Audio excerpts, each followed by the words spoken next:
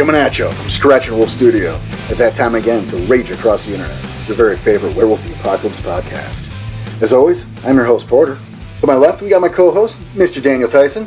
Hey, everybody. And across from me, once again, Tommy Dixon. How you doing, brother? How's it going, guys? Going well. How about you? I'm here. It's recording day. Yeah, everyone loves recording day. Wow. Absolutely. Well, it's actually show day for them. So happy podcast day. They don't care when we record. It's when the... No, they don't. But it's a good day. It is a good day. As long as we have a recording, they're happy. I get it. So things are going good for sure. Got some good feedback on the new Season 3, the new music. Yes. That's kicking the ass. You guys are liking it. That's great. Yep, just the premiere Season 3 by itself. Fantastic. We don't know yet, but hopefully you guys enjoyed the hell out of the Attack of Malfeas, and that's important. Mm-hmm. Because it might be a little bit relevant to today. Continuation. I'd call it a spiritual three-parter. We're going on a spiritual journey. We're already in the middle of it. Yeah, we're still on the spiritual journey. Yes, exactly. In the middle, being number 2, number 1 last week, 3 next week. Is that what happens next? He can count. This is the show we're doing. So, before we get into it, of course, we want to talk real quick about, we got our Ko-Fi. Yes. Which is going strong, and we appreciate those supporters. Keep your eyes open for the store, because there will be some new products soon. A couple new shirts, things like that. There's going to be some more of the I Can Soak It. Maybe some more I Ain't Forgot Shit merchandise. Love those. Right? Other than that, you know what to do. You want to show your support monetarily. Join that Ko-Fi. Get some of those awesome rewards. If not, give us likes. Mention us, just talk about us a lot. Just like we're the new girlfriend you can't get over. You're just like super into her and you just annoy all your friends by talking about her. Do that with us. I'm on board. Right? I want to be the new girlfriend. That's right. Just be like, oh man, Danny on the podcast said the weirdest thing the other day. And and just now. Yep. Just like that. He wants to be the new girlfriend. That's now a soundbite. Great. But I want to get through that real quick, and maybe we'll re-mention it there at the end. But I do want to dive into this. Yes. It was arguably the most important event in the history of the Gyro Nation. So arguably the starting point, the beginning of the end. The moment when the Gyro had truly lost the battle to save Gaia. I speak now of the fall of the White Howlers. But who were the White Howlers? What did they believe in? What did they fight and eventually die for? Today we explore that fallen tribe, but unlike the fallen warriors we're going to talk about, we're not going to be doing it alone. So let's all welcome back our very good friend, Weaponized Inc.'s own Mr. Cason Snow. Cason, how you doing? Not too bad. All right, welcome back, Cason. Right, great to have you. Sorry it took like 4. So soon. Yeah, sorry it took like 4 minutes to get you in here, but Hey, there's an intro. I know. He was unveiled. It's worth the wait. Absolutely. See, thank you. And hey, first guest of Season 3. Hey, There you go. There's a title. Right? hold that one proud, man. And I will. Catching up to you, Grant. That's right. There you go. Take that, Grant. Catching up to Grant's numbers. Suck it, Grant. Here's another soundbite. Just kidding. How much as he's helped us, I can't do that. I mean, I did, but I shouldn't. So, But you did. but I did. And now you can't edit it out. Nope. Nope. Thanks Man, we've talked about it too much. Take that. That's fine. But hey, enough about him. More about Cason. Again, great to have you back. How do you feel about the White Howlers? Okay, so originally White Howlers were the mythical wolves that became the Black Spiral Dancers, and everyone and their brothers in the 90s wanted to play the lone White Howler that's come back, that's been bred back through accidents.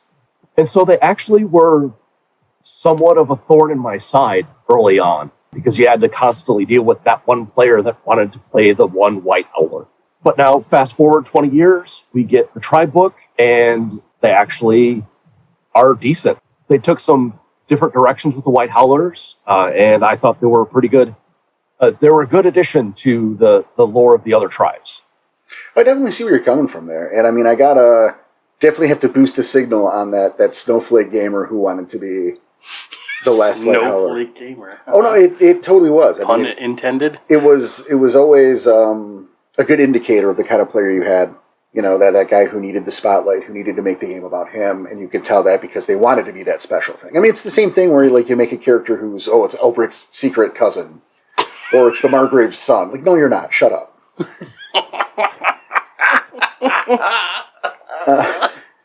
Oh boy! You know, so the White Howlers were a big, and there's a level where it's understandable. I mean, the Picts are just cool.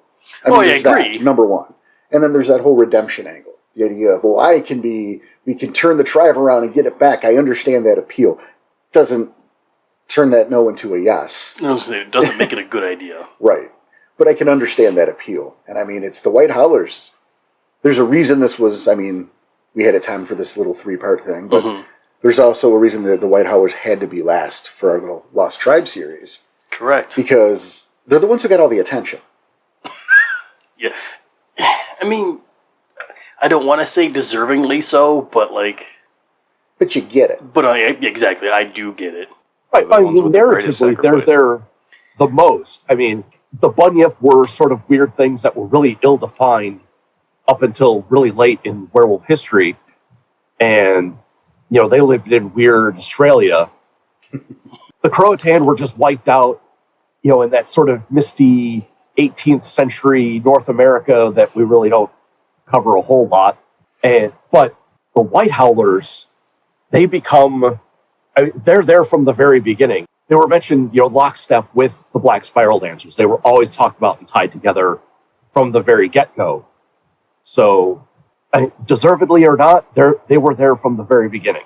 No, absolutely. Yes. You know, and people like that redemption story. That idea of being the one that can fix it. I mean, to this day, this still happens.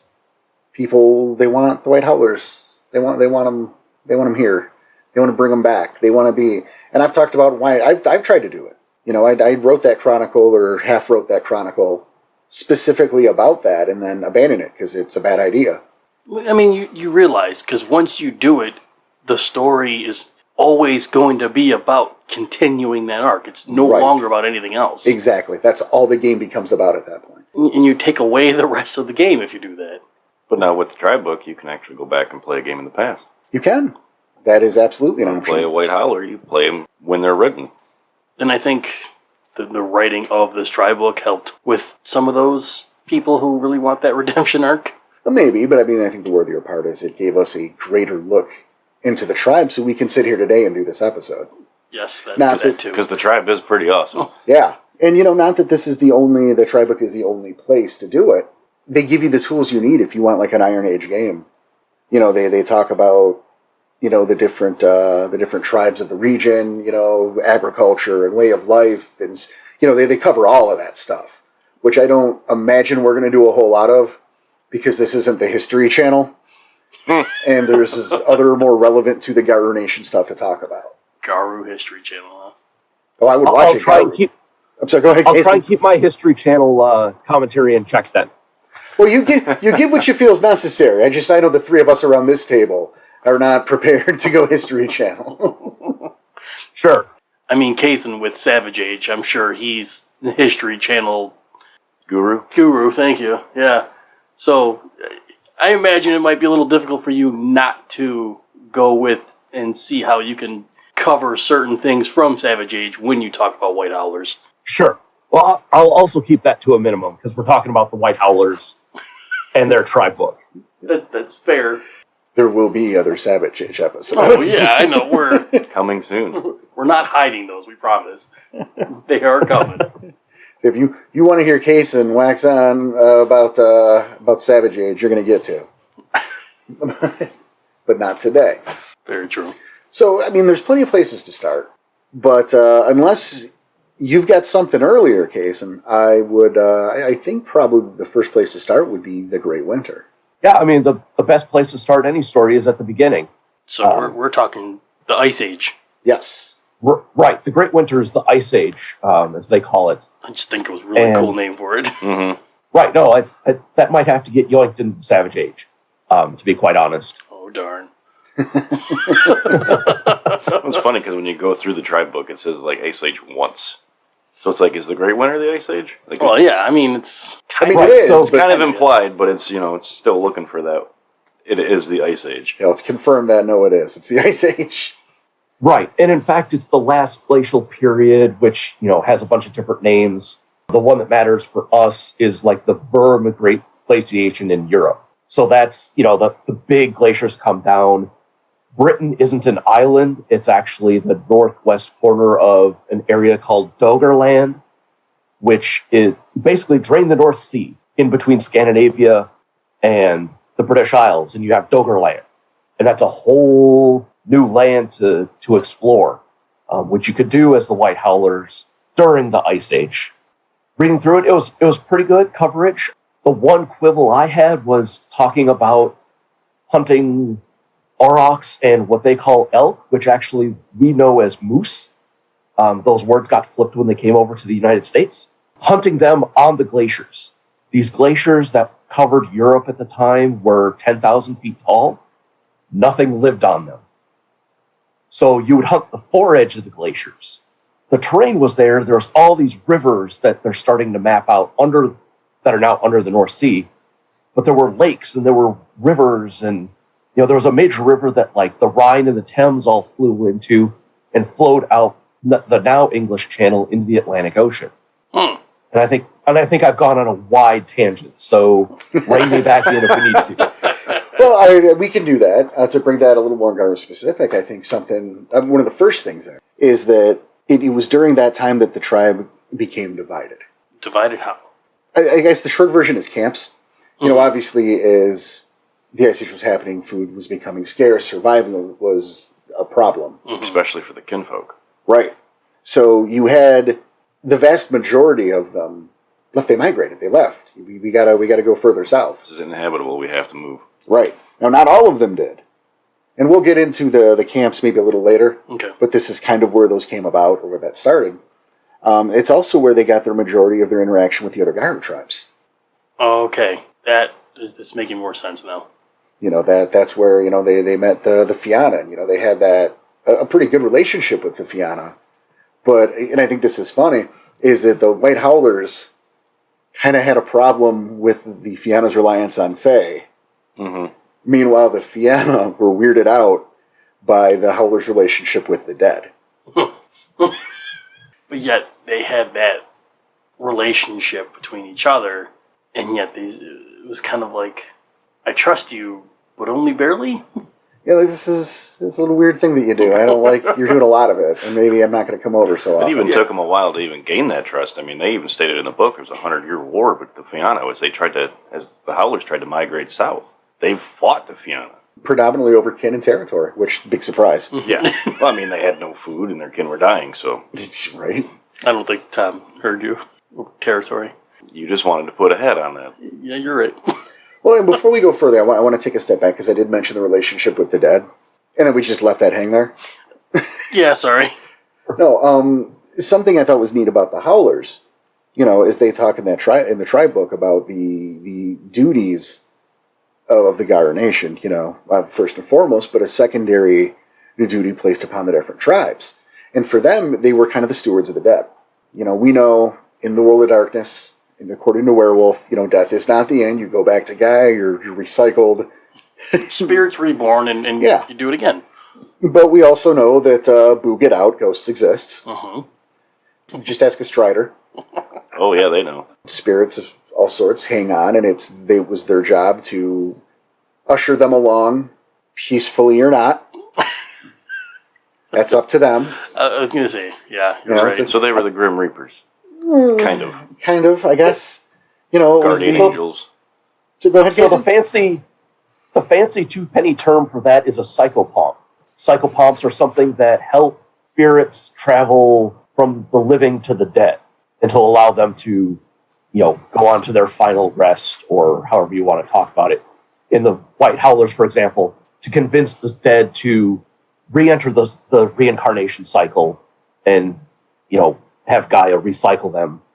Or, if we're going to bring in Wraith terminology, if the Wraith is full-on Spectre, then just kill them, because they're worm-eaten by then.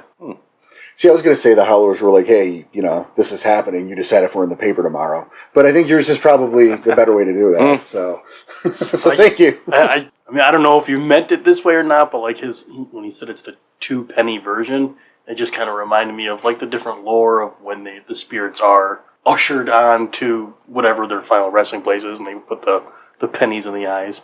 Right. Yeah, it just reminded me of Exactly. it all. That's all. You said it was the 2-penny version of it, so. Yep. All right. Jesus. We're good friends. Friends like you who needs fucking enemies. Oh, it's going to be like that, huh? Keep your enemies close. Give me those notes back. No thanks. But I mean, I felt that was important. You just drop that, the relationship with the dead, and then not go back to it.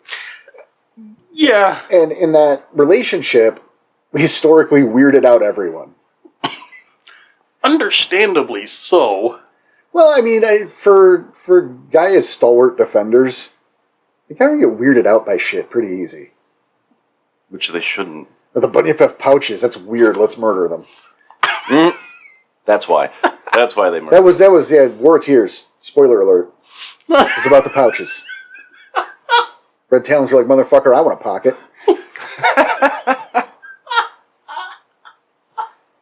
Somewhere I can hide my clave. That's right. It's my mobile backpack. It's my fanny pack. Oh, no. But, I mean, the Ice Age was a huge... Thorn in their side. Yeah, I mean, it was... And it's the bummers. They don't have a long and vast history because they fucked off about, the early 200 AD. Mm-hmm. So, it's a good chunk of their history. Where they're just constantly being pushed from their lands, warring over territory to just try to stay alive. Right. They did predominantly with the Fianna and the Geta Fenris and the Furies and the Talons, and that was... And the Silver Fangs as well, but we'll get to those people soon. I mean, eventually they stopped warring. They would take peace. And they would learn from all the other tribes. Sure. And eventually the Ice Age did end. And according to their legends, in one of the most baller ways possible. And Tom, I'm gonna send that to you, because I know... I enjoyed reading this part. Yeah. And that was Tierlock the Tail Spinner. All right. This Galliard would wake up every day and tell tales to Helios every morning. Good morning, Helios. I'm going to tell a tale about you and how awesome you are. Yeah, I was gonna say, I want to preface it. These were tales about kissing Helios' ass. Oh, yes. Okay. Every day. And Helios would pause just to listen and then continue on his day. Right. It would be like, oh, by the way, word is deuces. Yeah. Helios just leaves. He hears his story. He leaves. Every day. Every day. And then eventually, obviously, they're, with the cold and everything, this person's dying off. They're getting weak. So one day, Helios actually begins to talk with the tail spinner, going, what was it? It was, she was like, this could be my last story because I'm about to die overnight. So putting that little grain of thought in his head, like, oh, nobody's going to kiss my ass every morning now? So he paused longer to talk. So he stayed in the same spot in the sky, paused, and talked back. And this is when the tail spinner said, oh, I've got him. And then kept spinning the tail as in, I can't tell you the best story because I'm going to pass away. Keeping him paused in that spot. Was he tricking Helios? Essentially, Well, yes. yeah. Okay. And this is just so he would stay longer in the sky, and this is what caused the... The melt. Okay. What a smart Galliard. Oh, yeah. And I apparently about how long it took. Because... Did it until he died. Yeah. He spun a tail every morning until he passed away. And Okay. Helios paused for so long, waiting for the person to tell their tale, but nobody was there to tell the tale because he passed away, but he paused so long that the melt happened. Oh, so when he did die, he paused even longer. Waiting for his tale, his Waiting morning for the tale. Jesus. Right. Helios is not the brightest crayon in the box, by the way. No, aggressively not. No, but I love how that another whole pun? process worked. A Talich would keep trying to go, yeah, like it sucks. I might not be here tomorrow because there's no food, because there's no warmth. And Alice is like, oh, that's interesting. We'll see you tomorrow. Like, just didn't give a shit for so long. It's such a great play. And I liked it. It was a nice variation on the whole, how you got the Sun to Return stories, that having just written the Corax chapter for Savage Age, they used the tried and true, the son went off to pout in a cave, and we brought a mirror, and we were throwing a party because there was a new son, and we tricked the old son to come out because he was jealous. And, well, where did you find your mirror in the Ice Age? Just Costco. But this right. So this was a neat spin on that, and kind of, drew upon like 1001 Arabian Nights kind of thing, where you keep telling the story every day to stave off, in 1001 Nights, your execution. But in the White Howlers, they're, bringing life back by tricking the son to stick around. I definitely agree. I mean, it's a great move. It's a great story. Oh, and while we're on it, it's nice to be able to tell that it's something that the White Howlers accomplished, other than fucking up. Because, obviously we know what they did, and that's really all we know. Well, I mean, bottom line, up until the tri-book came out, the White Howlers were most famous for becoming the Black Spirals. Yes. So it's nice to have something good to say about them when they were on Gaia's side. Hey, they were fighting the worm through and through at all times. They were badasses. They were. I like that, though. They were such stoic warriors, and that's all they cared about. It's their job. They took it serious. Well, they definitely did do their job. Sometimes too good. Yeah, that's an important thing to talk about. Mm-hmm. And we don't structure this, so fuck it. We script things here. We really don't. We No. take some notes that we read off of, and that's about it. But what happened to them and how it happened to them. Mm-hmm. And that tale has not always been told the same. I was going to say, there's like 3 different, I don't know about 3, but... You're playing telephone. I mean, what do you expect? And see, I grant you that, and that's something... Because look, there's the lore side of it, Mm-hmm. that in-game, this is what this is. And yeah, it's an oral tradition, so maybe shit gets fucking... Stuff does get telephone, bottom line. You play telephone with 6 people, you're not getting it right. Do that over, fucking generations. Yeah.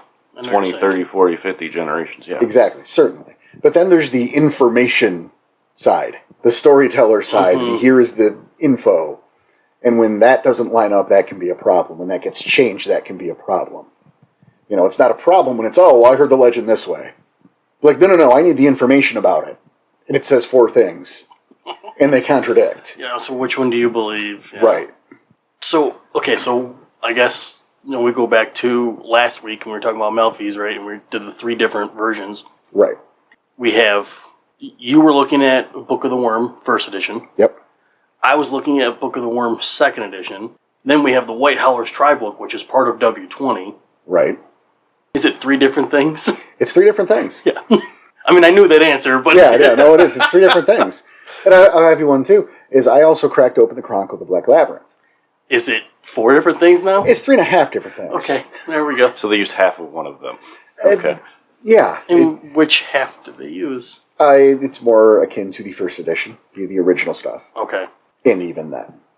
Mm-hmm. And it's funny, is as we're sitting here kind of all over the place with how we're talking, I think the research, at least for me, kind of went like that too. A little bit.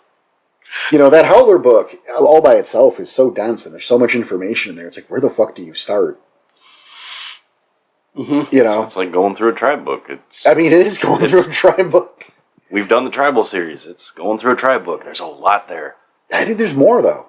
Which is why we started reading from multiple sources here. Well, there were definitely things I wanted to make sure we touched down on. I wanted to make sure that we hit those the other source books to get more about, say, Kururik, for example. Who? Okay, we have a show here? No, Kururik. Thank you. Okay. Well, Kururik is a pretty central figure in the White Howler lore. And he's not mentioned, I think, anywhere near enough in the book itself. Talking about the Tri-Book. About the Tri-Book, Okay. yeah. He's like Visa, man. He's everywhere you want to be. You look at the sources, you're going to find him. Kururik was a legendary warrior. He was a mighty warrior. It's widely accepted that. He was a member of the Sky Shaker pack. And, the thing about Kururik is that pack, the Sky Shakers, were the pack that went in to the portal. They were the tip of that spear. And this is 1st edition. This is 1st edition. This is Past Lives. This is Chronicle of the Black Labyrinth. Oh, okay. This is... Gotcha. This is the understood until a point. Okay? Because I know it's different in second edition. Right. But more specifically, he was the one who came back out. Just him. Just him. Just him. His pack, and it was a large pack. As you gather sources, Werewolf 20, or specifically the Howler book, talks about how it was these events, the discovering of this portal or whatever, that drew the tribe together in a way that it had never been before. And so packs had become these mighty things that were like the size of septs. An entire pack was that big of a size. They came together hard over this, as hard as they could. Other factors are going on, we'll get to that. But it was, they went into this portal, into Malphys, to the Temple Obscura, to the Black Spiral fucking Labyrinth. And he came back alive. The only one. Yeah. It was him who traveled south, who went to the Fianna, who went to everyone who would listen to tell the tales of what the fuck happened down there. Eventually, of course, he was tracked down and destroyed by his pack because, they're not the same anymore. Right. He was the only one to not come out of Black Spiral. But what's to make him not crazy? Because he was there long enough. The voices. Was he? There's no set timeline? Okay. No. Oh, fuck no.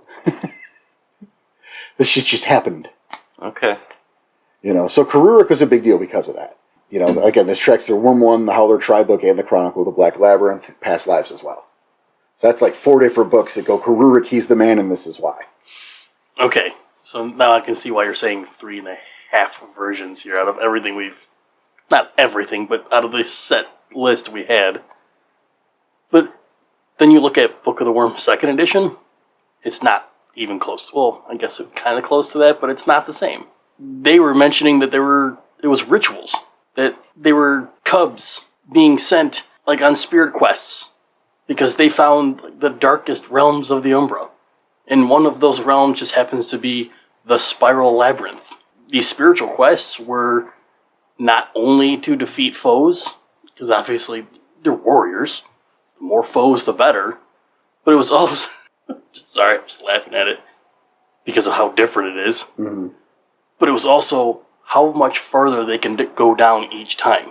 And then also, as it's happening, Banes are slowly corrupting them. And they would slowly corrupt their the Picts and the other kinfolk outside of the labyrinth. This is a good idea. So what they're trying to get knowledge? Is that what this is? Partially, yeah. You were saying something, Cason? Yeah, some of it I think plays into sort of the overall theme of the White Howlers is that they tend to like to swing first and ask questions later. Yes. I can get on board with that. And, they found the Black Labyrinth. Now, no one knows what the Black Labyrinth really is at this point.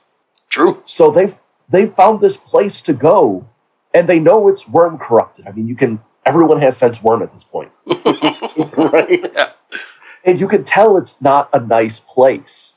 They go around and they ask the other tribes, they say, hey, you want to go in and fight the worm? And the other tribes are like, no, we're busy here. You go have fun. And they're just like, we're going to do it because that's what we do. We do things. We don't necessarily think about the ramifications first. We're just going to do this. And the first group gets, through the first circle of the labyrinth and comes out. And they seem okay. But they know there's more. Well, if there's more to conquer. There's more to defeat. There's more foes. And we're not going to stop until we get to the very center. Because groups of wolves of Garou have not fallen to the worm before. The impression that I get from reading this is that, worm corruption in the Garou is either non-existent to this point or happens on such a one-off basis that it's more the stuff of legends than anything that can happen to me. I mean, we're the greatest warriors in all of Europe. How could we fall? And there's so much to unpack from that. Right. No, I love how he's saying it that way because I'm very much getting that same vibe when it comes to what I was reading from Book of the Worm 2nd edition. Definitely from 2nd edition. But this is where things go wrong. And we talked about this on both of the other Lost Tribe shows. Correct. About how the fall of each of those tribes was a lesson reflected in renown. how the fall, the War of Tears was a lesson of the lack of wisdom. Croton, a lesson in honor. And the fall of the Howlers was supposed to be about, it was supposed to be your glory lesson, about just recklessly seeking that glory and just throwing your dumb ass into that great unknown. And the different editions, It takes it away. it takes it away a lot. You look at the second edition version where, hey, they've discovered this Black Spiral Labyrinth and they're just playing there. The lesson becomes, play stupid games, win stupid prizes. Right. But at the same time, and I know where you're going, and I want to hear it, but they would say things like, the tribe wasn't destroyed from without, but corrupted from within. Well, that's true, and that's another thing, though. Yes. Like I said, there's a lot of layers to what was just said, what Cason brought to us here. There's a lot of different avenues to go through. So to start just with the legend of it, and how those second edition changes harm the legend, and then you look at the 20 stuff, and the 20 stuff talks about those who didn't heed the call. Now, as you read into that, it does explain a lot of that, but there's a level of blame there. Yes. It's the Fianna's fault and the Get's fault, and how dare they not come to us when we asked? Yeah, right. Especially early on in the tribe book. If you're reading the White Howler book cold, when you start, you're like, oh my gosh, the other tribes were total jerks and they just left them hanging. You have to get way back into the book where they actually talk about the other tribes and giving their reasons as to why they didn't drop everything and run after these weird hairy guys up in the north. Yeah, I mean, you're absolutely right. There's a level of we're the victim attached initially. But yeah, when you read on and near the end, it talks about, well, no, these tribes had other shit. They have real problems. They had shit going on too. It wasn't like, oh, who are the Howlers? Pfft, stupid. Fuck those guys. Right. It was like, oh no, we've got like a civil war thing going on here, and then this is happening, and there's the Roman and the Romans. We will get to the Romans. We're almost there. Right, yeah. Never mind, we're right in the middle of Roman expansion, so dance cards are pretty full. Right. And really, if we're going to do that, and on a normal day, I'm not going to do that, but just for fun. Sure. Just for fun today. It's the Silver Fang's fault. You gonna give reasonings? The Romans. The Romans. Okay. They were They left them to their tendencies. I mean, you remember it in the tribe book, don't you? They were all hopped up on Rome, dude. Yeah. That's how I'm choosing to phrase that. They were hopped up on Rome. Like goofballs, Yeah. The Howlers were fighting, aside from the vampire influence in Rome, and the massive, the Fomori and those armies, the worm influence in there, but also the Silver Fangs. So it's the Silver Fang's fault that the Black Spiral Dancers exist. That's awesome. Again, not on a normal day, but just for today. Yeah, sure. Just for today. Because there's a level of truth to it. I see what you mean, yes. The Silver Fang's involvement in Rome and the Glass Walkers being hip to that, it's a factor because when we talk about corruption from without and from within, and I guess this is where we're going now because it's a good segue. Sure. The Howlers, and this is according predominantly, but not exclusively, to 20, is that the kin were corrupted by worm forces all over the place.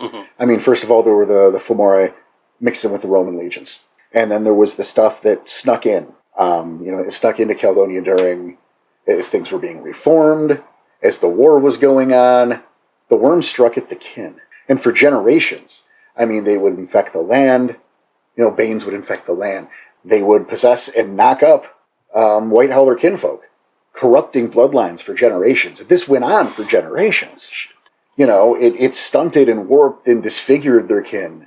It fucked up holy lands and crops and livestock.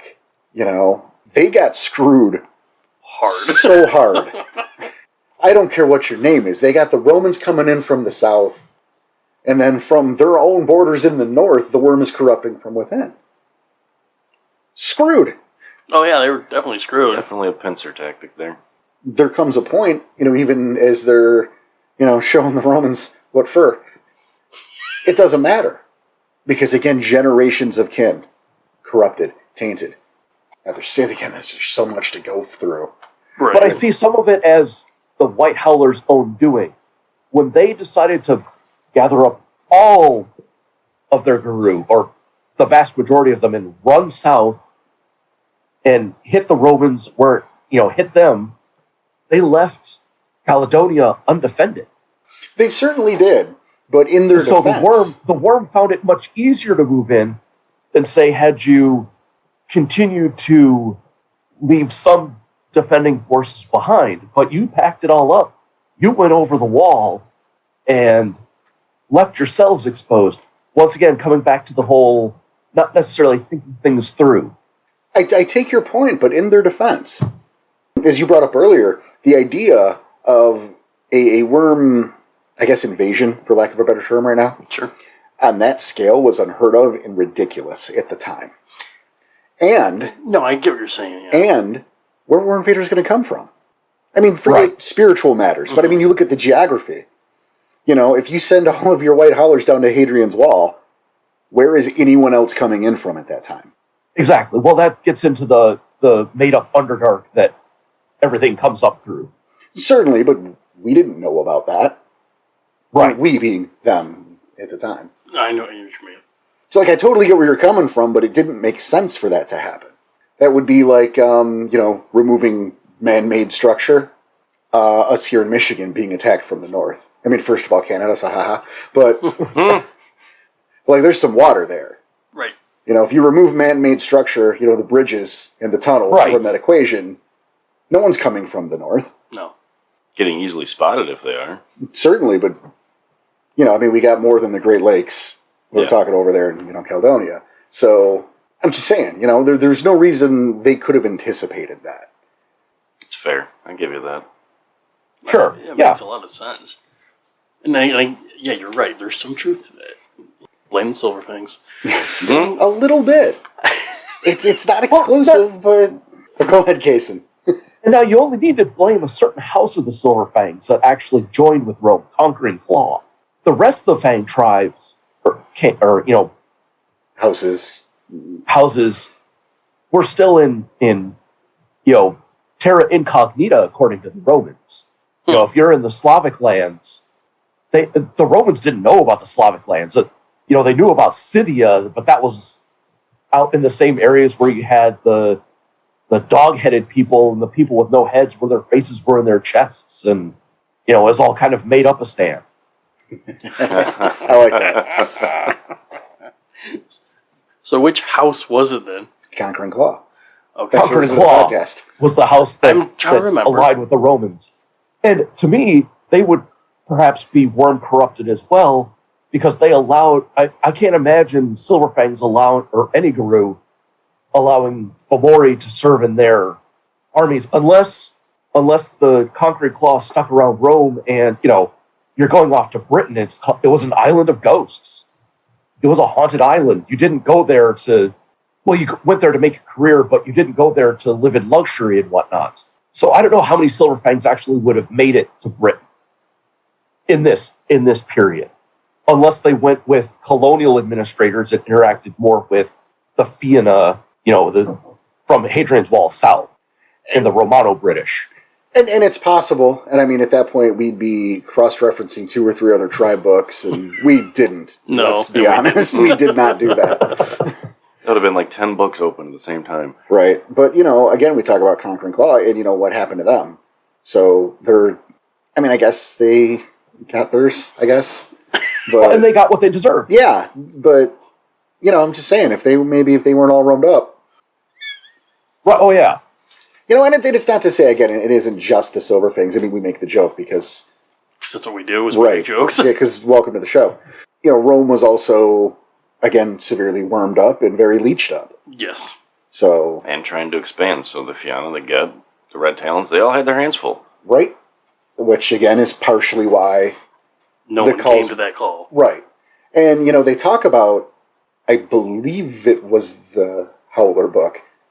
And I say this to our friends out there listening, is I've had my nose in 5 different books researching for this. All in the last 24 hours. So if I'm crossing where I pulled some information from, oops, I'm sorry. But, they sent out a couple waves of, well, even then I'm getting ahead of myself, because once they discovered, once they got done dealing with Rome, more or less, and they had discovered what is going on, because generations, you can't really, but now it's time we can take care of this. So they called their people together and they started sweeping north to cleanse the corruption. And when I say that, we're talking about putting down their own people in record numbers. Which is nuts to think about. Right. We're talking about raising, just setting fire to corrupted land and killing off family lines because of what's become of them. This isn't happy work. No. But it's what must be done. And so they finally get north, and it doesn't say, but I want to speculate, and probably wrongly, that this was near the Sept of the Maldi block. But, because it's not specific. Okay. And I think I just want to. I don't think it really does. I mean... But this is where they found the tunnels. And this is where they found this portal to Malphys. Mm-hmm. And, again, if memory serves from where I read it, according to White Howlers, right, or just 20 to make our lives easier. Easy, yeah. They were going to rush into this. This comes with the changes again. They were going to just rush in and win the world and White Howlers woo. And were stopped. And were yelled at for entertaining the idea. And so they experimented. And sent groups at a time? They would send like a scout in. They would have the Thurges meditate and do different rituals. I would go so far as to say their version of scientific research on what the fuck this thing was and how it affected people. I mean, they kind of unanimously came out with this as Bad News Bears. This is a portal to the worm itself. And so they left scouts there. A couple Thurges and some scouts and maybe a couple Ahround in case something comes out. Mm-hmm. Well, they went and did send out the call. They went to all of the Howlers that weren't there. They sent representatives every way they knew how to get to these other tribes. They sent out the call. The call wasn't answered. So then they tried again on an auspice level. They sent, to speak Ahround to Ahround, Thurge to Thurge, Ragabash to Ragabash, Philodox to Philodox. No Galliards. They didn't send Galliards. Didn't send Galliards. Interesting. And I mean, the first four would come back with nothing. Huh. And I mean, that second time, they even bent the knee a bit. Like Really? the Ahround show up like, oh, look, we got this problem and we're not hiding from it. And we're going to take care of it with our heads held high. But We need some our help. blades are dull from all the battles we fought. And our shields are broken. And we could use your might to help us take care of it. You know what I mean? There we go, yep. The Thurges are like, yeah, we're all really dumb, but you're really smart. You should be smart with us. Did it ever cross their mind to close the portal? How? They knew so little Figured. about it. But do that instead of march on it. maybe. I mean, maybe they tried. There's only so much we know, Yeah. right? Again, you're a warrior tribe at this point. And then there's the concern, keep in mind that if the portal opened, it could be opened again. It's not we're excited to go down there, it's what's going to come out of here. We can't leave it. Mm-hmm. And again, if it can be closed, it can be reopened. It opens somehow. What do you do? And that's what it came down to, according to 20. Eventually, it was that there's nowhere, we don't have a choice anymore. We're going to rally, we're going to kick ass. Absolutely, because we're awesome. But we're not happy about this. Mm-hmm. This is Bad News Bears. This is a bad time. And I mean, that defies your second edition, we like to play down here. They're trying to gain knowledge, and that's taken out of a different tribe book. Or the first edition, they kind of say it, that it was, they were kind of yanked into that dark pit. Oh, really? First they yanked? Yanked. They use the word yanked into the dark pit by the inky black tentacles of the worm, only to emerge in their insane incarnations. Now, I'm sure they didn't mean literal, but maybe they shouldn't have chosen those words.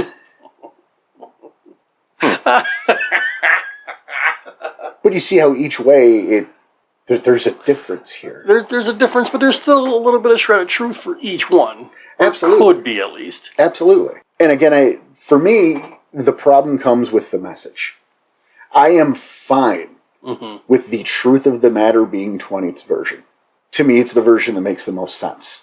Well, again, and you're such a big advocate of it, of the lessons learned from those 3 lost tribes and the renown that we get for it now. It was a parallel that you just can't ignore. Agreed. So as long as the legend stays the same, and what we're talking about out of 20 becomes that secret knowledge of what really happened, I'm fine with it. But when you start painting the narrative as, well, the White Howlers were great, and the nation's terrible because they asked for help and they told everyone and everyone ignored them, so it's not their fault. Yeah, That changes that lesson entirely, and that's ridiculous. Cason, thoughts?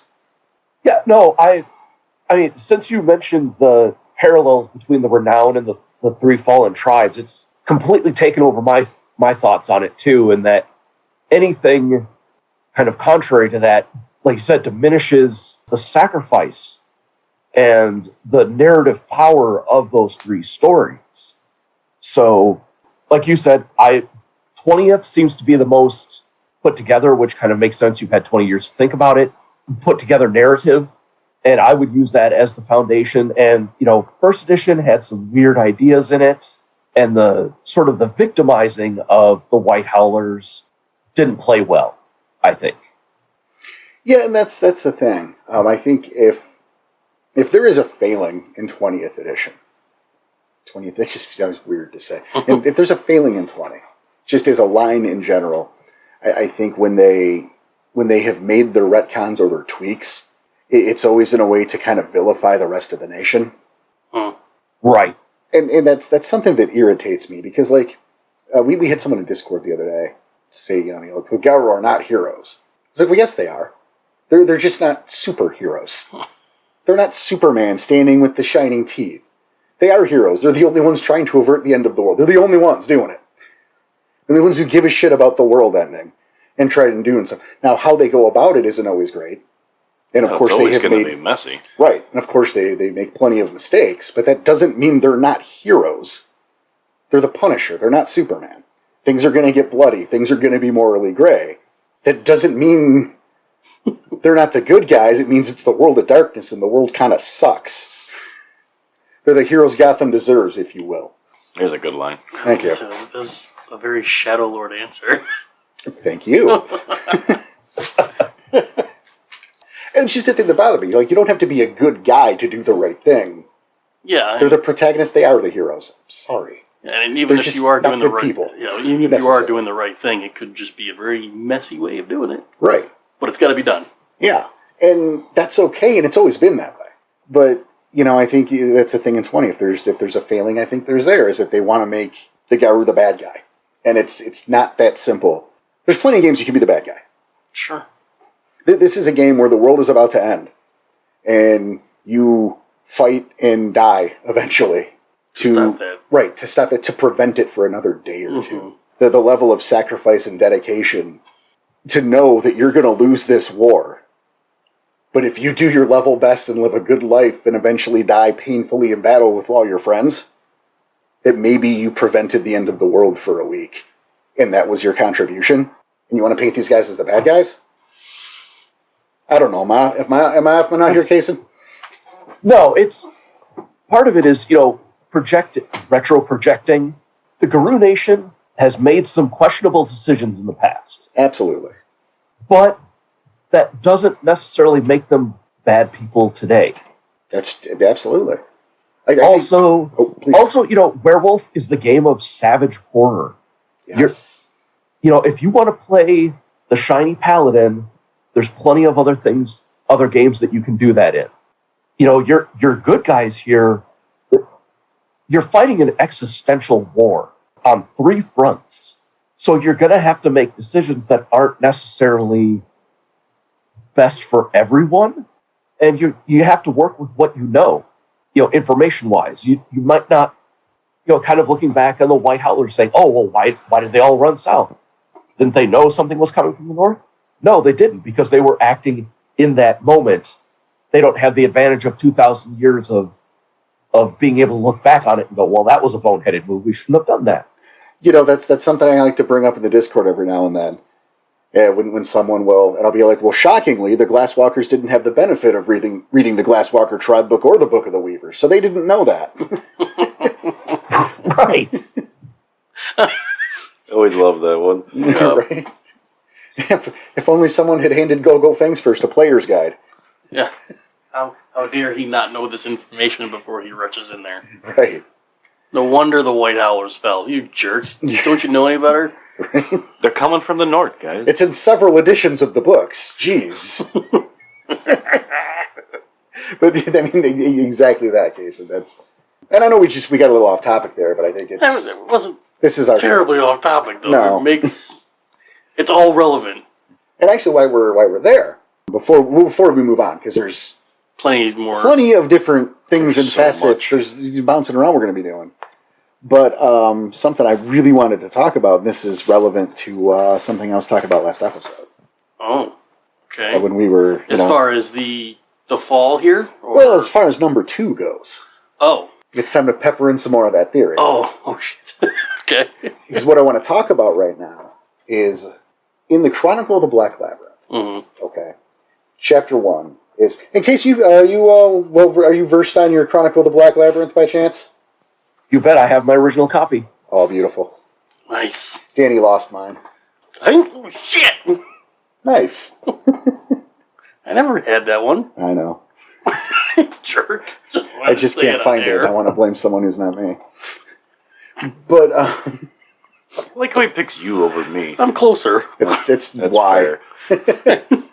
No, the Chronicle of the Black Labyrinth, the first chapter, it talks about the letters of a Roman soldier who was riding with a Pictish kin named Brennus around 200 AD, so around the end of the White Howlers. Okay.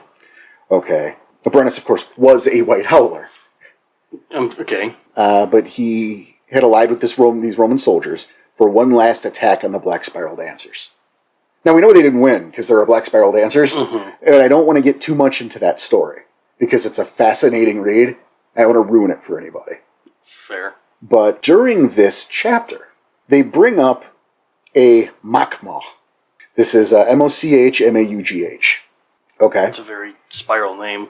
Well, the context is it's framed as a land, but you have to keep in mind is the context is also in a letter of a Roman soldier sending back home. So once we read between the lines here, it's framed as like maybe a cairn name or a sept leader, perhaps, right? But in the notes of the chapter of the Chronicle of the Black Labyrinth, there's some meta there, so stick with me. Jesus. It's mentioned that it's probably based on a personal name, one closely associated with the Eater of Souls. Mm-hmm.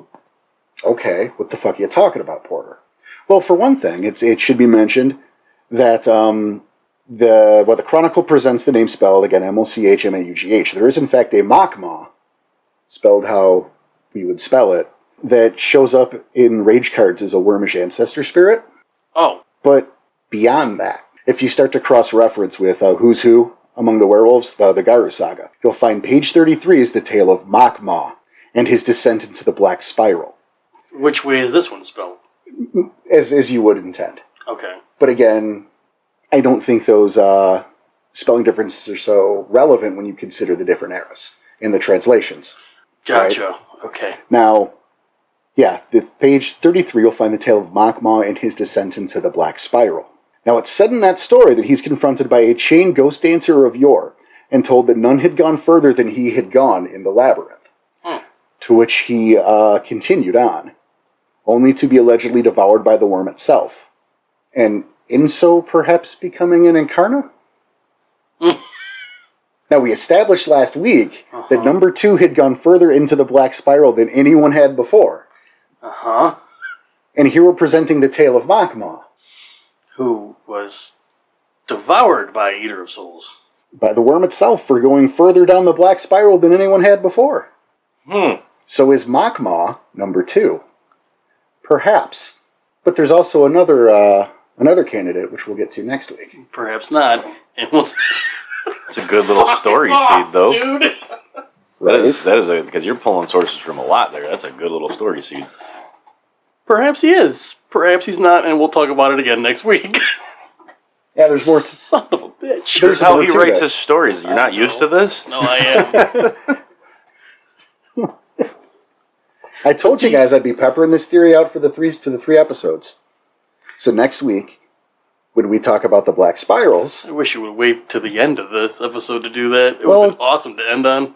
maybe, but we were already here in that era. That's fair, yeah. What do you think about that, Cason? Well, it lines up, and it ties into the Black Spirals as well, because by the time you reach the fifth circle in the Black Spiral, you're already as deep as people go, and you're a spiral by then. Right. So Yeah. whether he was a White Howler or a Black Spiral dancer, there's no difference at that point. Exactly. And again, he was allegedly a spiral, or he was a spiral, when he went back into the spiral in the story presented in the Garu Saga. Okay. Right. And we know that there are 9 layers to the labyrinth, because number 2 had done 9 layers. So if 5 is as far as people knew before, and we know about 9, it's entirely possible that Makma is number 2. But I came to that with digging. Yeah, you dug. You dug a lot. And again, that's some cross-referencing. That's going back and forth between 2, 3, 4, 5 different books at this point. And the card game, and... The card game That's too. just icing, honestly. It's true. But there's a card. Yeah. And that, Certainly an Incarna could pose as, or, as an ancestor spirit. Certainly. mm-hmm. Well, then it would have been an ancestor spirit before it was devoured. There you go. Thank Or you, it would Cason. be, a lineal ancestor. If you are a White Howler, you could become an ancestor spirit. So the rage card was the icing, and what Cason just threw on was the sprinkles. Yeah, why not? Or the cherry. Yeah, Yeah, there you go. that too. Well done, Cason. That's what you pay me for. Wait, Oh, you're paying him? about that. Isn't the check's not coming? You weren't supposed to mention that in front of these guys. Very good. They Sorry, don't- just take care of that in post then. Oh, Yeah, like she said. Edit it out. They won't remember. Yeah. Especially the guy editing it. It's like taking the forgotten. It's fine. What were we talking about? Exactly. Well, we were talking about a neat thing about the White Howlers. Is that They get paychecks? that doesn't make any sense.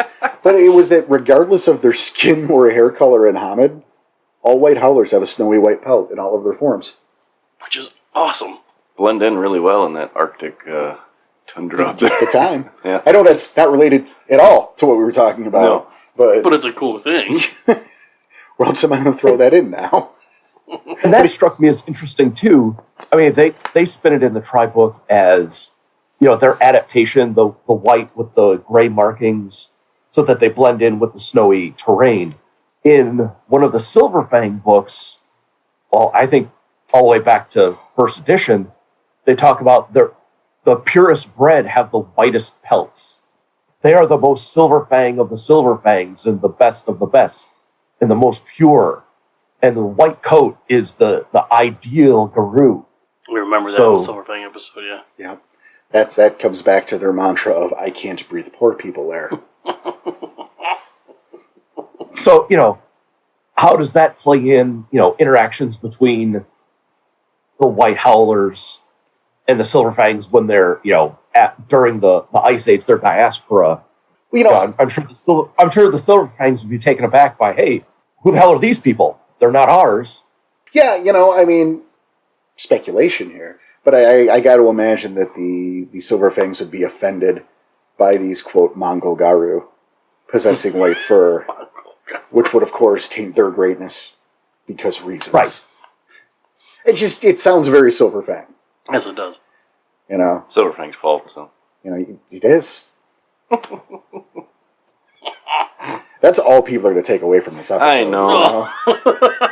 Yep. That's the bad part. And it's like I give the silent striders no end of shit. I give Shoe Horus no end of shit. I was going to say, you mean Sure Horse. But nobody attacks. Like, what do you hate the silent strider? But no, this one, Oh, yeah, people, you're going to get some shit for this they're one. gonna, Every tribe gets shit, goddammit. I was gonna say I give every tribe shit. every single time you've given every tribe shit, and that's all people will take away from it is you gave their favorite tribe shit. Except for the Talons, Yeah. who got the Corex treatment because I was so enthralled with that book. They got the free pass. Anyway. Someone's gonna take away from this. The only tribe Porter likes is the Red Talons. Oh, boy. Even though you are glyph to yourself. Right? Oh, okay, let me catch my breath back. Yeah, from all that, I mean, I guess, something else is their litany. They have their own litany. But they do. I mean, it's largely the same litany, but there are some alterations to the tenets. They actually twist it in a good way. So they twist it to make it easier for themselves, They twist it to make proper sense. I mean, it's a bold statement. So, but only the Howlers do it. Yeah, that's how it's because you know how each tribe has their own litany, the way they transcribe the litany. Yeah, their interpretation, I guess. And then when Okay. you factor in the era and the isolationism, this was the only litany they had. Mm-hmm. Okay. So this is it through their eyes. And Cason, you're hip to this too, yeah? Yeah, I really like the spin on this. I personally think all of the tribes at this time would probably have their own phrasings and perhaps twists up spins on things that you could take from the different tribe books, because they all view sort of the different tenets and emphasize different, tenets of the litany depending on their particular outlooks. But I do like the way the White Howlers look at the litany and the rephrasings of some of the key tenets that we're all familiar with. Well, Cason, Tom, how about you guys lead us into that? Teach us some lessons. Teach you some lessons. Well, one that stood out to me was just respect territory. That's it. Obviously respect someone's territory, but this is just respect territory. Respect everyone's territory of Gaia. Okay. Fair. They dumb it down for you, or what? I don't know if I want to say dumb it down, but there's definitely a beautiful simplicity to that. It's Gaia created places for all her children and gave them a duty to protect those places. So respect that person's territory. Just respect territory. Okay. Just short, sweet, simple. Yeah. One of the other big ones we talked about, be merciful. Mm. This was one of the bigger twists. To take a life Right, when there is no hope of redemption, that is mercy. Yes. Cason? Right, that's exactly where I was going to go. It's not just granting mercy to a defeated opponent.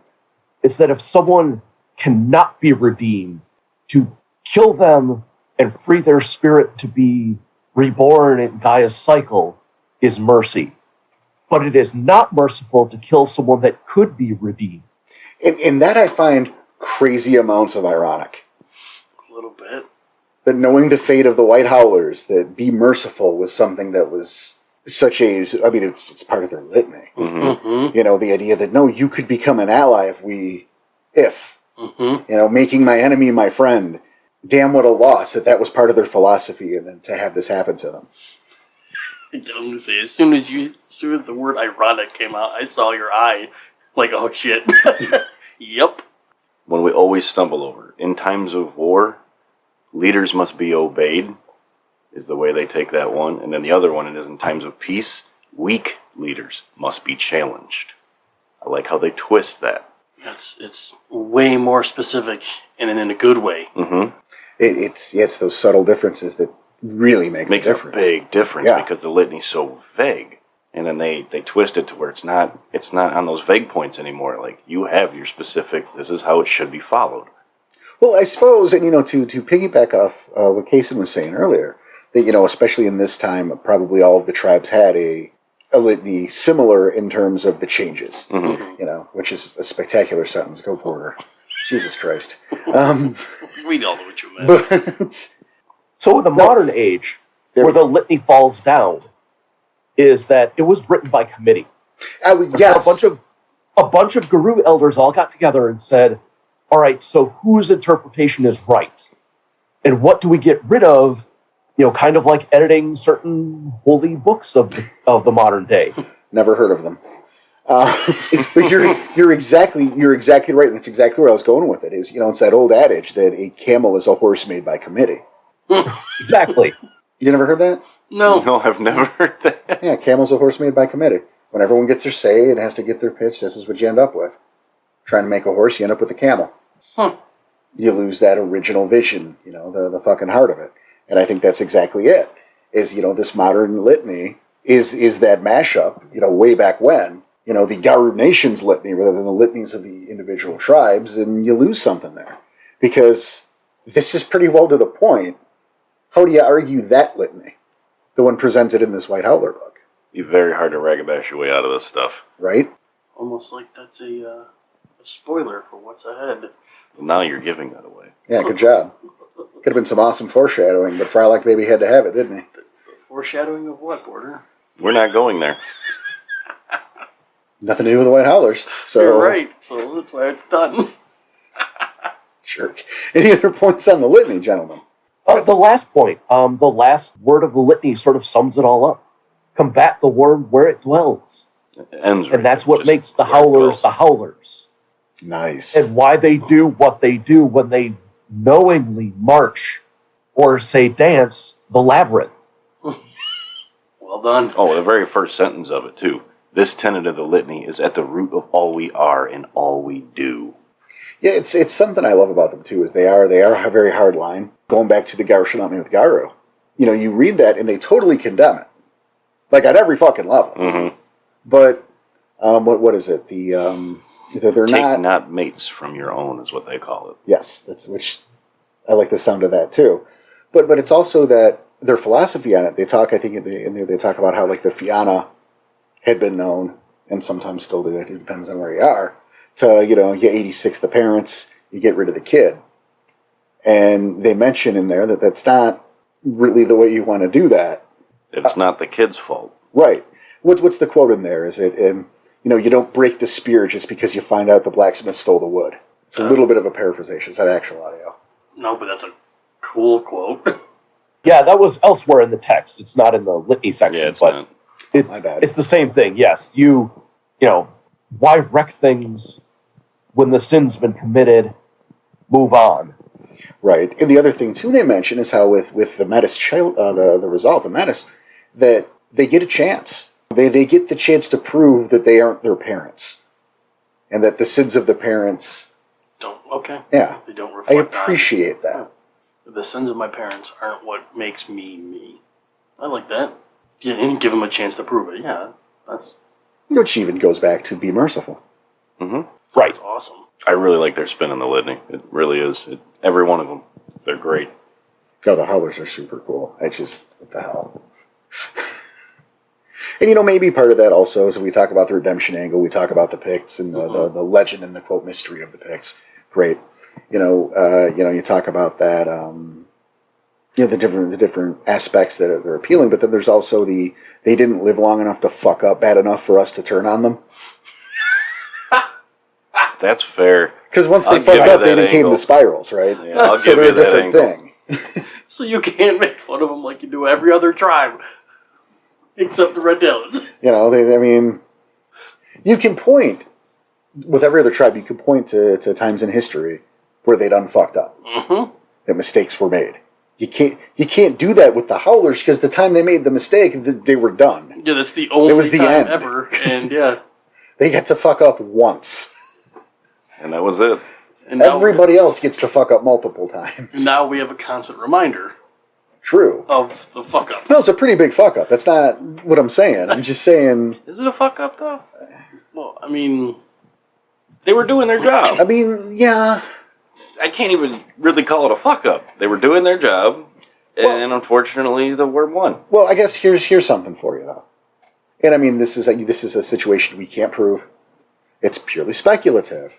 That's my favorite part. But if I'm Karuruk, right, and I'm at the tip of the spear, and I'm in this temple of bad news, balefire, and bullshit, it's the 3 Bs, and I see Gnarl Claw or whoever, Cool name. 20 feet ahead of me, and he does this weird shit, and now his fur's green, and he's got bat ears, and he's all fucking drooling. Maybe instead of following him, I throw a spear and go home. Yeah. I go, we need to rethink this. The last tenant. A tactical retreat is fine. In fact, in the book, they didn't just move in immediately. That's true. They said, we need to fucking think this through first. And then they didn't. No, they did. Look, they tried other options. Other options didn't work. So instead of going, oh, well, I guess we just leave it, they said, we are White Howlers and we're going to do our job. Even if. That's kind of badass, though. It is badass. It's metal. But I'm just saying, if I'm Karurik and Gnarlclaw just derped himself into oblivion, maybe we don't keep going. So maybe it is their fault. I don't know. I wasn't there.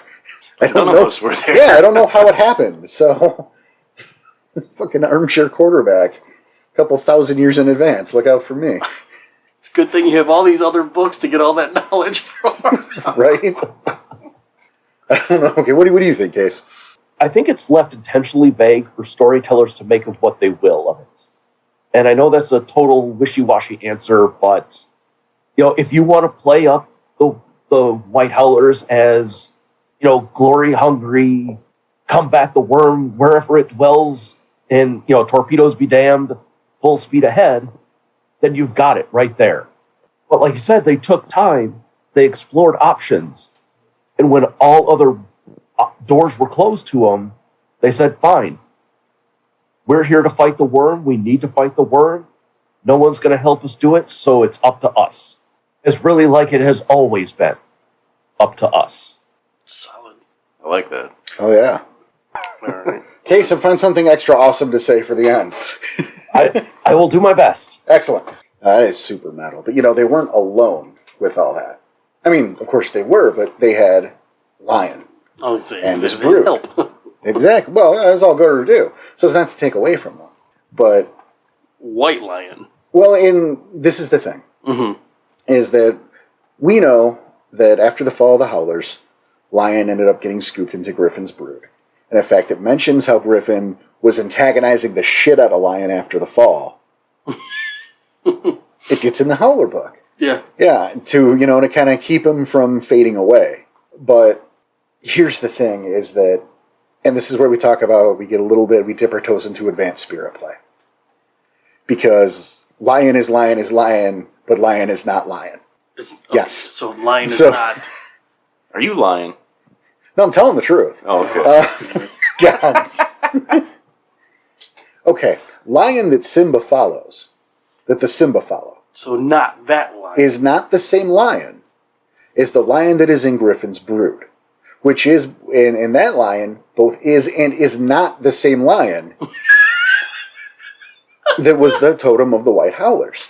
That lion was represented by Cave Lion, who we will heretofore refer to as White Lion Okay. for the, just for ease. Jesus Christ, yeah. There's a lot of different lions. What's the thing is they're all part of the same being, but different aspects of the same I thing. was going to say, is it just So different it's- aspects of that spirit? Well, the same way that there is a Wolverine totem, and when we go to Access Mundi, and I forget his name, there is a named Wolverine. There's a second Wolverine totem But he's with a named different. name. He has a different name. The same way that you could look at, say, Fox as a totem, but it's not Kitsune. Okay. Yep. What about Bear and Bear? Mm-hmm. Why would Bear bless totems when the Garu fucking put the boots to the girl in a pretty spectacular fashion? Why would Coyote? Mm-hmm. Bless the... it's not all the same, but it is all the same. It's just different aspects of them. It is. It's the same guy, but it's not the same guy. It's the tricksy spirit shit, which we will get into in the future. But it's important to note that it's not the same lion. So again, White Lion, yes. And White Lion had a hell of a brood. Yeah, I'm laughing at the notes here. They associate the name with the big cat from the African continent, whereas the Howler's patron, however, has only a distant relation to the savanna feline. Instead, lion is the spiritual representation of cave lion, a massive beast that preyed on prehistoric elephants and cave bears before it went extinct thousands of years ago. So that aspect of lion is the White Howler's totem. Is we, again, White Lion, for White simplicity's sake. Now his brood, weird. Some of these are weird that you'd never think would be part of the brood. But varied also, and that's the thing, is when the Howlers fell, that spirit brood kind of got scattered to the four winds. Mm-hmm. Some fucked off entirely, some went other places, and some fell also. Oh, some fell. Oh. So we can discuss that for a minute, because spirit broods are neat. I mean, yeah. But like, you look at, like, elk, right? Elk would probably be one of those animals that the lion would have been preying on. But yet, Sure. it's still part of the brood. Well, I mean, not for nothing, wasn't it Cuckoo, who's part of Fenris's brood? So Yes. shit happens, is my point. Well, and it's also about, I see spirit brood sort of encompassing not only symbolic synergies, but also ecological synergies. So you'll have a predator and prey cycle, as in all in the same brood. You'll have symbolic synergies within the same brood. So you'll have elk, i.e. moose, in with lion because it's a predator-prey relationship. Well, But and you wouldn't sorry, go ahead. you wouldn't necessarily have two predators. That's why, like, say, cave bear and white lion aren't in the same brood. Solid point. Well, and let's add to that, we double back on the relationship the white howlers have with the dead. So as a prey animal, as food, surely the relationship would have a bit more respect, a bit more reverence than your average Garu. Right. And especially, since they emphasize that the howlers have kept to a less agrarian, not completely hunter-gatherer still, but less agrarian than, say, the Fianna of Romano-British Britain or, continental Europe by this time. You're talking, large-scale farming by the Romans. So yes, you'd have this respect for the predator-prey relationship and the whole cycle of everything. No, absolutely. It just it seemed like a great point to back you up there, because you're absolutely right. Now, what happened to elk? As in far as like modern times, Yeah, what happened after? What happened after? cautious elk was weakened by the corruption of those he had given his patronage to. Now he rarely is convinced to serve as a totem Nagaru, fearing another betrayal. Which makes sense. Elk still exists, so there's that. They're still there, but Yeah, Good luck, you're not getting them. probably not. No. no, it's a paranoia thing, maybe. And in a way, it also plays to the natural behavior of moose. They're incredibly shy. Oh, And and squirrel. to get close to them is nearly impossible. Walking through the woods, they'll hear you and they'll ghost you. The only way I've been able to get close to them is in a canoe on water, and you paddle up to them. Oh, shit. Like they're hanging out in their boathouse and. Oh, they're up to their, they're standing there in the water. And you paddle up to them, and you can hear them chewing the plants because they're used to people to a certain degree in the water, and they know you're not a threat because you're there just to watch. Also, they could just knock you over and you're fucked. That, Yes. when they climb out of the water, you're like, holy crap, these things are like horses in size. They're not your white-tailed deer. I have been told, and you can confirm or deny this, I think, that there are parts of New England that there's a large population of moose where there are warning signs. Like there's the beware deer crossing. It's like moose, but apparently the fuckers are so tall, they're so big, that often you will just see the legs. Well, so the best part is that the legs are usually lighter colored than the dark brown bodies. So the legs, if in the wintertime, the legs kind of disappear into the snow on the side of the roads, and your headlights shine right under their bellies, so you typically don't see them until their body is folded up in your windshield. Holy Oh my shit. god. See, I wasn't making that up. Danny was looking at me like I'm so full of shit. Like I was not making that Never up. heard that before. No, my Yeah. mother told me that they did like a road trip or whatever thing, and Yeah, and there's moose, signs much like in the Midwest. You've got all the deer crossing signs. You've got them here in Maine, New Hampshire, and Vermont. That's nuts. where there's a bunch of moose. And they get that big. Apparently. Holy cow. I didn't ever thought, but yeah, apparently. They're 6 and 7 feet at the shoulder. Wow. Right? We'll take out a semi. Yeah. Wow. Well, and then I guess kind of bouncing off that, you have roe deer, who's a totem of wisdom. What the Sam hell is a roe deer? A distant cousin to stag, roe deer finds a way to ensure others may survive, even in the harshest of climates. Didn't do a great job. The embodiment of feminine providence in the wild, an untamed precursor to the grain and hearth goddesses. I was just bouncing off the deer here. No, so it was good what you did. But just- didn't do a good job. Well, you know, where are the Howlers today? Roe deer was struck hard by the fall of the Howlers, and her place was largely subsumed by stag. Now Good on exists, stag. yes, but now exists as Griffin's brood, or under Griffin's brood. So she went lion. I'm surprised she didn't go to stag's brood. It does seem odd, though, that roe deer did not go to stag's brood, because one of the pack traits is that the Fianna are well disposed towards the packs that follow roe deer. Well, maybe.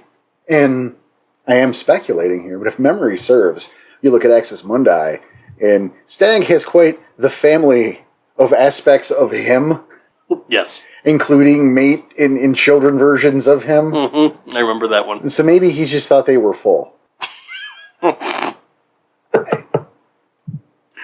All right. Well, I guess the other one I want to bring up, I mean, there are a few here, but like, I guess ones that just stuck out, and you said ones that fall. Well, there's a couple that fall. Like, yeah, but I guess the one that stuck out to me the most was Green Dragon. Okay, yeah.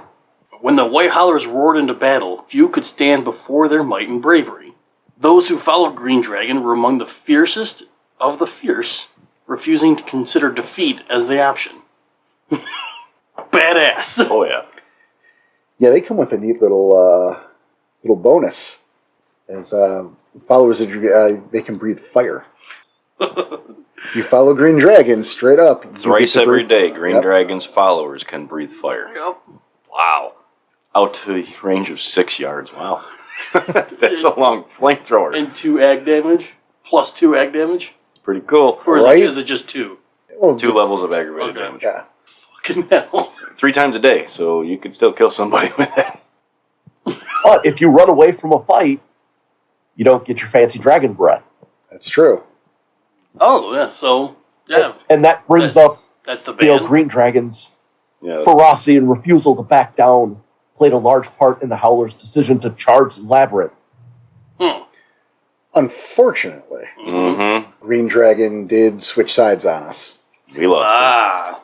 And if I remember correctly, is currently, I mean, is a powerful totem for the other him. side, Very. but is also Zizek's personal totem. Oh, no shit. I believe Yes. Yeah, he's in Whippoorwill's brood, so that. I like Whippoorwill, but that's not today. Right, that's next week. it's next week. But yeah, so, which is funny, because, I mean, obviously, I guess it wasn't detailed until this book, because I swear, like, if this whole time those writing the books knew that Zizek could goddamn breathe fire, it would be brought up. Holy shit. So, you know, she's already so tough she can kill you and Hamid. She can breathe fire, You can too. breathe fire? And I'm just going to assume because of her rank, it's Balefire. I was going to ask that. You beat me to it. Oh, I was going to say, you think that's Balefire coming out of her mouth instead of just regular fire? I mean, really, no, because technically Balefire is like napalm, but shh. But you Just make it green, whatever, it's fine. just make it green. Just call it Balefire. Yeah, we can just call it Balefire, it's okay. Just for the lore. Right? Breeze balefire. Holy fuck. See, it sounds way cooler. It does. Let's just leave it in. Thrice a day. Zizek breathes balefire. You heard it here first. And I'd like to, because she's such a badass, I'd like to think that it doesn't factor into anything she does. So she's just like, she uses it to heat up lunch. Like it's that not big of a deal for her. Well, her lunch is Garu, so Well, whatever, you know. Garu grilled cheese. yum. Oh my god.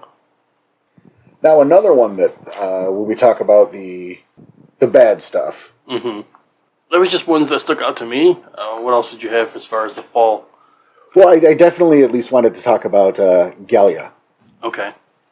who was an ancient fertility goddess, embodiment of creative energy, matron spirit of artists, crafters, performers, and the like. So not maybe the first thing you think of when you go to the White Howlers. No, it definitely wasn't the first thing I thought of. But here's the thing. When they fell, she fell hard. Okay. And Did she hurt her face when she fell? You angel. She still exists today, but has been tainted and is now known as I'll do my best here. Yeah, good luck.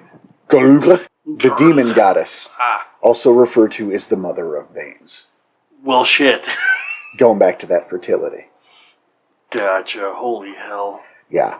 So, fuck. Another deep cut, a big loss. Another nifty parallel here. She's described as a fiery fertility goddess and as a patron of artists, crafters, and performers. There's some very strong parallels with the Celtic goddess Breed, which would be a Fianna totem. She's also fire and blacksmiths and things like that. So I could see, is Galia perhaps a part of Breed? Much like White Lion and Lion are the same but not the same?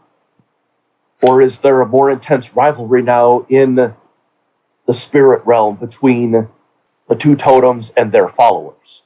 That's a really good point. That's awesome. I mean, gun to my head, I like the rivalry idea better, but either one is a perfectly valid option. Absolutely. You could have, I don't know, epic rap battles between followers of Breed and Galia. Oh no. Danny, how would that sound? Ding, ding, ding, ding, ding, ding. All right, that's enough. Don't get us sued. Right? Man, think of another beat. Or he just does that to avoid having to rap. He does. Yeah. Smart Exactly. move. It's Smart the move. only beat I know. Oh my It's god. also a joke, by the way. Where are we off to next? Well, we could talk of the camps. I mean, that's just, I think, a quick thing. Yeah, make it quick. There were only 3 of them. Well, that's good. Yeah. And really, they were a result of the Great Winter. They were the result of a great winter. Pretty much. Which makes sense because they ran into the 3 tribes. And yeah, and they had to migrate, they separated, things happened. So you had the Bodaria, known also as the Silent Ones and the Deaf Ones. And I call them the interesting ones. Okay. They served as a direct conduit between the White Howlers and the dead. The ghosts of the ancestors, comrades, enemies, you give it a name, this was their job. All the tribes shared that sacred duty to honor those who had come before, and to ensure, the dead do no harm on the living. But the Bodaria took this role to a whole, they upped the game. They took this shit professional. For one, they would perform rituals to pay homage on those who'd gone before. But, they'd supervise burials, help the dead return peacefully, when necessary, put down the hammer. But they would undergo scarification, like ritual scarification. They thought the body modification was a symbol of dedication to the path. So they'd do shit like they might brand themselves with hot coals and then rub pigments into the healing, into the wound, so that it would stain the pattern permanently onto the skin. Oh, like as it's healing, it's Yeah. still a constant reminder? Yeah, so like you burn yourself and here's some red and some blue and I'm going to rub that shit into the wound while it's healing. So now you got the red and the blue on your scar tissue. Which is, Infection. well, it's, I could soak it. That's true. again, it's more of a, once it's healed, a constant reminder. And, so yeah, shit like that. They would continue to do this. Like continual modifications as they make deals with various spirits. It was like considered an honor to give rest to an unsettled ghost by making a sacrifice of one's own form. So you'd have, they'd take an eye or they'd cut off a finger. Jesus. They just ritually scar the shit out of themselves. Which fucking, I mean, that's hard. That's hardcore. Yeah. That's fucking It's a little commitment. badass. Yeah. And like I should have done that one last. Because, like I said, they were called, The interesting ones. You also had the McTire, I'm gonna say, Okay. which were the Children of the Wild, and they were the fiercest and most feral of the Howlers. It was like the Red Talons of the Howlers, Got or it. rather, I would actually maybe the Red Talons were the McTire light. Oh. It might be like that. They claim that the founding members never left Caledonia during the Great Winter. Oh. So, like, the Ice Age hit, and they said, fuck it, this is our land, we live here. Well, they did specify in there that they were mostly the Wolfkin that stayed behind in the cairns and seps to guard them. Exactly. They don't just take Lupus. They'll take Metis, too. It didn't say anything about Hamid. But, Of course not. but Well, Metis Hamid could prove wouldn't have themselves. survived. Right, exactly. But this is the thing, because even after the Ice Age, if you wanted to join them, you had to leave all your belongings behind, travel into the wildest depths of Caledonia, and track one of their packs to convince their leader of your value. A few ever returned, whether they were accepted or not. Gotcha. Wow. Okay. They don't hate humans or Hamangaru. They understand they have a place. So it's not like that. But they find that it's their duty to protect and promote the needs and best interests of the Lupus members and of the Wolfkin. They also were big on protecting those cairns located far removed from human populations. So again, those guys that were just, there's two of us here and we're just going to sit here and make sure. Mm-hmm. And then finally you had the Totates, who were kind of the other side of that. They were a loosely woven band of packs who were dedicated to the various human tribes of kinfolk. Basically, that's about that. They were dedicated to protecting the human side of things, where the McTire took care of the wolf side of things. So really the least interesting one. I mean, they were awesome, but again, the fact that so many of them went south for to deal with the Romans probably had a lot to do. Oh, I'm sure, yes. Like, hey, if some of them had stayed back, maybe things wouldn't have turned out like they did. But that's that. And I mean, it's important because it was, who the tribe was before they all united to take care of the threat that they understood was looming within them. But, we didn't need to make a meal out of it.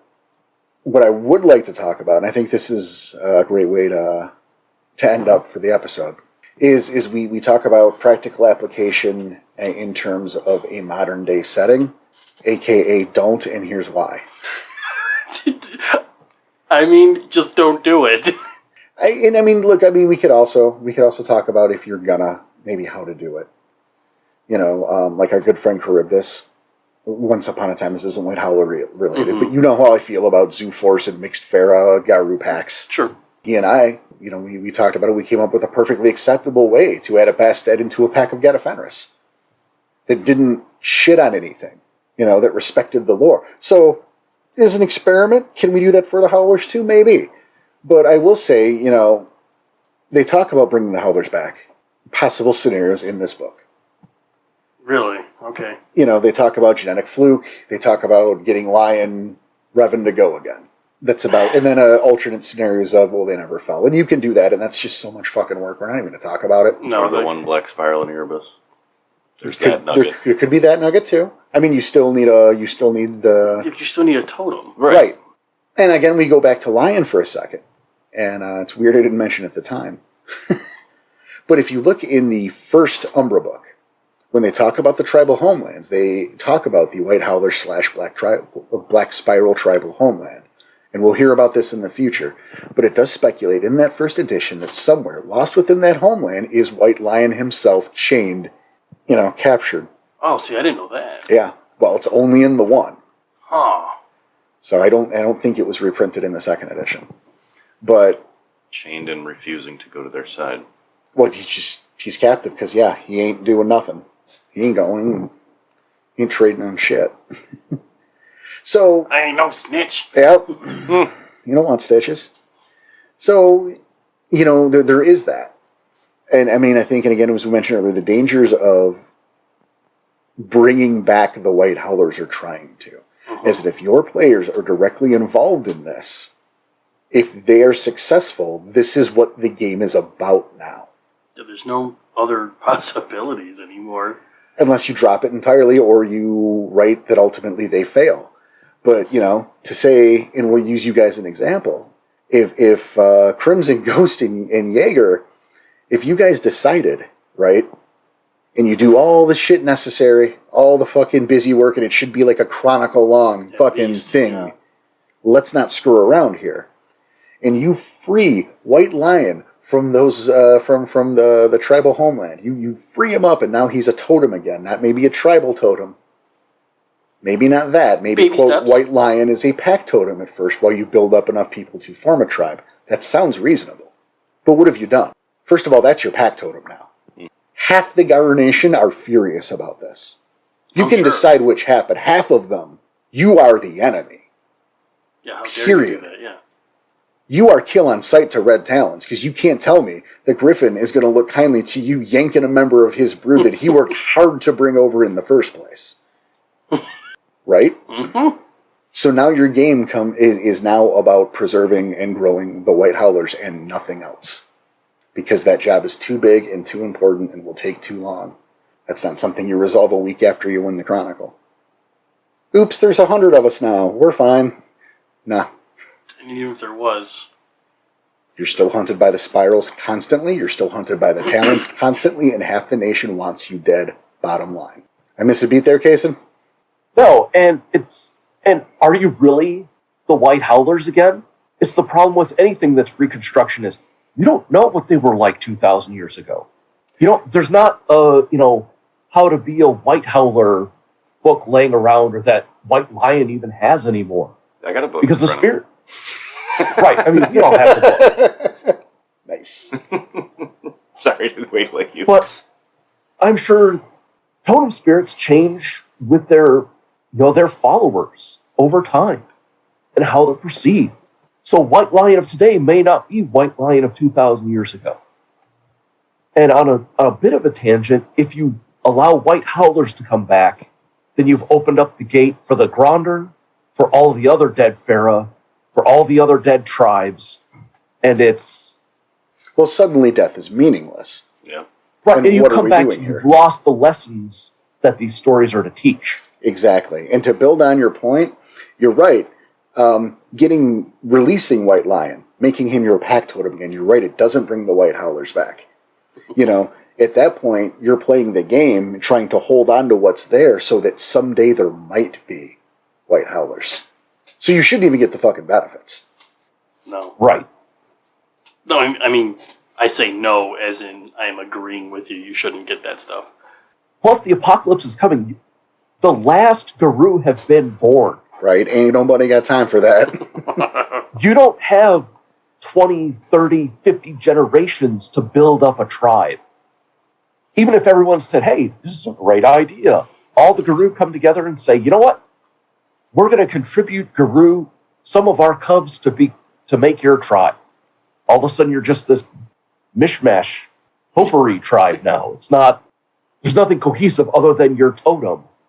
And even then, Colorful. It would be colorful. Well, and then here's one for you too, then, because this is more fun this way.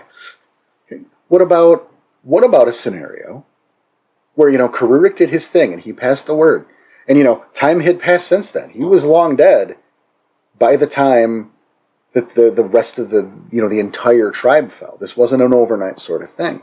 So what if during one of the last hours, where the time where King Brenna, was doing his bit, what if they took a small contingent of White Howlers and sent them off to the Umbra with like bear blankets and shit, and there they went into a slumber only to come out of an Umbral pocket realm next Tuesday? What about that? Well, you've got a whole pack of Ronin that have come out of the Umbra. If you're looking at it from a modern Guru Nation perspective. no, Porter's got like a shit-eating grin. You said exactly what he was hoping you'd say. All right, I walked into it.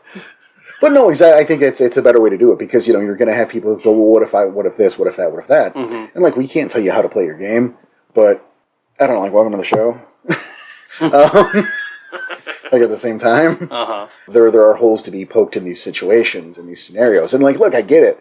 The White Howlers sound cool as hell, and I'd love to play one, but that's not going to happen because they're all dead. And if they aren't all dead, then they're not the White Howlers. Only way is a time period piece. Exactly. And shit, I ain't writing that. But I thought it was better to, bring about that through offering the scenario and having you tear it apart. I thought that was more fun. The gift wrapped it for him. Yeah, there's there's like an underhand, it was like a wiffle ball thing, T-ball. It was already there. He set it on the stand. I'm like, here you go. Swing hard. But I guess final thoughts on the Howlers. I think we said it enough times. They're fucking cool as hell, but I love their story. it's a cool story. It's a cool history lesson, and I think it's got to stay that. It's an absolute lesson. You only learn from your mistakes. No. So don't make the same mistake twice. And bringing it back takes away that lesson. Yeah. Just undercuts it completely. Cason? I thought this book was very well written. They tried to cover a lot in a short piece. But yeah, it put a really good spin on the White Howlers. It made them playable. It did not in any way try and become a Black Spiral Dancer handbook or glorify their sort of descent into spiraldom, kind of trying to be edgelordy sort of stuff. I really liked it. It would let me get my Wraith on if I played in one of these games, which would be super cool. So, yeah.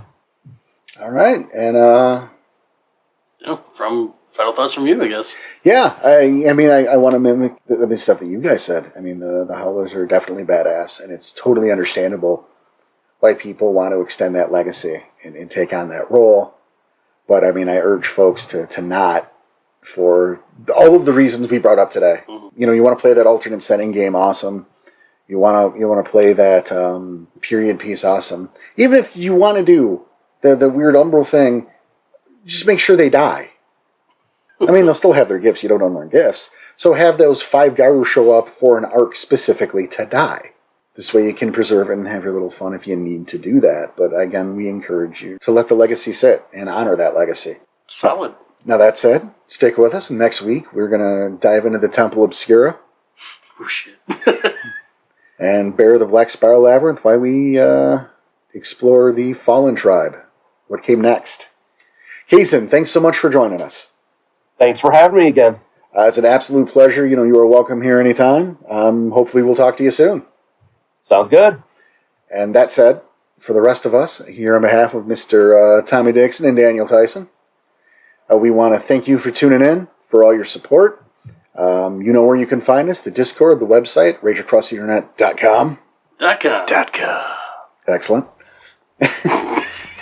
And, say thank you once more to make sure to take care of yourselves, take care of each other, keep your claws sharp, your head on a swivel. Take it easy.